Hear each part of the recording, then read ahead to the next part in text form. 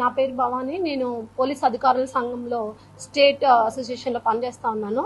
నిన్నటి దినం సత్యసాయి జిల్లాలో గౌరవ మాజీ ముఖ్యమంత్రి వైఎస్ జగన్మోహన్ రెడ్డి గారు పోలీసుల గురించి మాట్లాడుతూ పోలీసులు అందరి బట్టలు ఊడదీస్తాను అనడం, పోలీస్ శాఖలో మహిళా ఉద్యోగులు కూడా పనిచేస్తున్నారనే విషయం మాజీ ముఖ్యమంత్రి అయినటువంటి వైఎస్ జగన్మోహన్ రెడ్డి గారికి తెలీదా? ఒక కానిస్టేబుల్ నుంచి ఆఫీసర్ స్థాయి వరకు మేము సుమారుగా మహిళా పోలీసులం 5,000 మంది పోలీస్ శాఖలో పనిచేస్తా ఉన్నాము.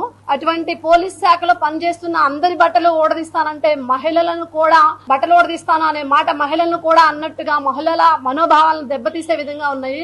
కాబట్టి మాజీ ముఖ్యమంత్రిగా పనిచేసినటువంటి మీరే ఈ విధంగా మాట్లాడితే పబ్లిక్ లో మిగతా అందరూ ఏమనుకుంటారు అనేది ఒకసారి ఆలోచించాలి. అదే విధంగా శాంతి భద్రతలకు అనుగుణంగా మేము పనిచేస్తాము, అది గుర్తించాలి.